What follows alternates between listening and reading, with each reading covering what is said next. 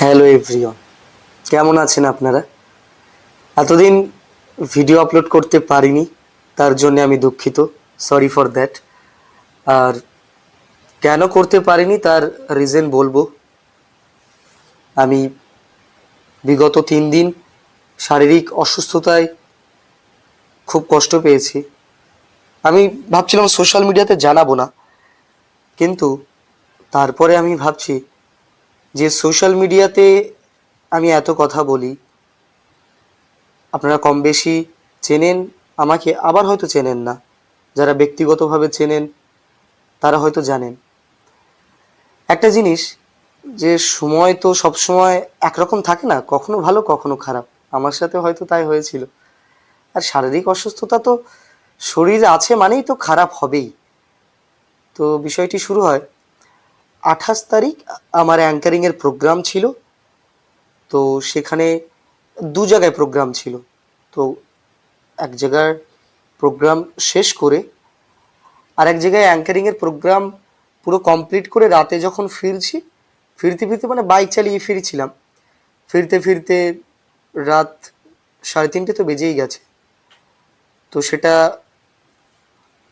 ঠান্ডা লেগে হোক বা এমনি আমি প্রচণ্ড আমার ঘাম ঝরতে থাকে বা ঘাম বুকে বসে হোক বা কিভাবে হয়েছে জানি না। আর এখনকার জ্বরটা হচ্ছে ভাইরাসের মতো, জানি না কিভাবে হয়েছে, অনেক বছর বাদে জ্বরটা আসলো। যখন হয়েছে আমি বুঝতে পারিনি। তার পরের দিন বিকালের দিকে মাথা যন্ত্রণা হওয়া শুরু করলো, চোখ দিয়ে জল আসা, আহ, তারপরে হচ্ছে অসহ্যভাবে মাথা ঘুরে পড়ে যাওয়া, বিভিন্নভাবে সমস্যা হতে শুরু করলো। কিন্তু তারপরে ভোরের দিকে কাঁপুনি দিয়ে জ্বর, মানে এত পরিমাণে জ্বর এসেছে আমি তখন কথা বলতে পারছিলাম না, সেন্সলেস হয়ে যাচ্ছিলাম।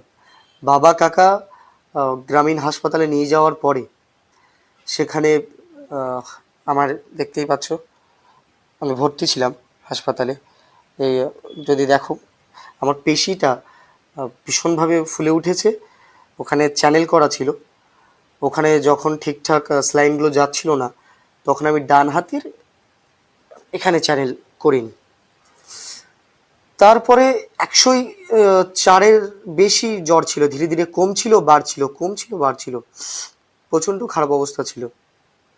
আমি তো চিনতেই পারছিলাম না ঠিকঠাক করে।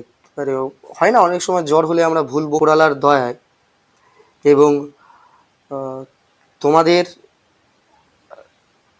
আশীর্বাদে এখন ভালো আছে, অনেকটাই ভালো আছে। এবং সকলে প্রার্থনা করো।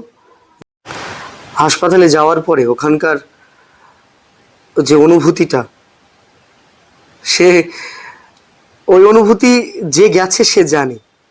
আমি মনে করি এই অসুখ, এই যে শারীরিক অসুস্থতা, এগুলো আসা উচিত। খারাপ সময়, দুঃখের মুহূর্ত যদি না আসে তাহলে বোঝা যায় না যে কে আপন কে পর। তা আমি মনে করি শারীরিক অসুস্থতা, খারাপ সময়, এগুলো আসা উচিত। এগুলো না আসলে আমরা জানি না কে আপন কে পর। আর আমি যখন আমার লাইফে কোনো প্রবলেম চলে আমি খুব একটা শেয়ার করি না।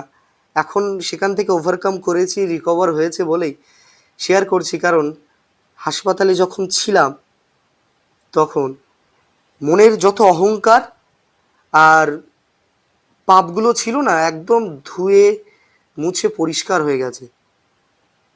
হাসপাতালে এমন এমন রোগী, এমন এমন পেশেন্ট আছে যারা আর্তনাদ করছে একটু শান্তিতে বাঁচার জন্যে। তারা বাঁচতে চায়, তারা সুস্থ থাকতে চায়। তাদের কাছে স্বাস্থ্যই সম্পদ। তারা স্বাভাবিক জীবনে স্বাভাবিক মানুষের মতো তারা সুস্থ থাকতে চায়। অনেক বাচ্চা, অনেক বয়স্ক মানুষ, তাদের কত না সমস্যা, কত না অসুস্থতা। একটা 2 বছরের বাচ্চার 102 জ্বর, ভাবা যায় ওইটুকু বাচ্চা সহ্য করছে। একটা বয়স্ক মানুষের ক্যান্সার, এমন এমন পেশেন্ট এসছে যাদের মুখ থেকে রক্তপাত হচ্ছে, দেখলে কষ্ট হয়। মানে মনে হয় যে মানে এই সকল মানুষের থেকে আমি তো অনেক ভালো আছি। তো উপরওয়ালার কাছে তুমি যে ধর্মেরই হও না কেন, হিন্দু, মুসলিম, খ্রিস্টান, তুমি সবসময় শুকরিয়া আদায় করো, তুমি কৃতজ্ঞতা জ্ঞাপন করো যে তুমি ভালো আছো। আর জীবন নিয়ে অভিযোগ করার কিচ্ছু নেই। একদিন না একদিন সকলকেই মৃত্যুর পথে রওনা হতে হবে। এই দেখুন না, অভিনেতা রাহুল ব্যানার্জি সময়ে সময় কত নিষ্ঠুর, একটা সুস্থ স্বাভাবিক মানুষ, একজন অভিনেতা, একজন ইউটিউবার, একটা সময়ের ব্যবধানে তিনি মৃত্যুবরণ করলেন। ওনার আত্মার শান্তি কামনা করি এবং আপনাদের বলবো সাবধানে থাকবেন, সুস্থ থাকবেন এবং সবসময় মোটিভেট থাকবেন। Thank you so much.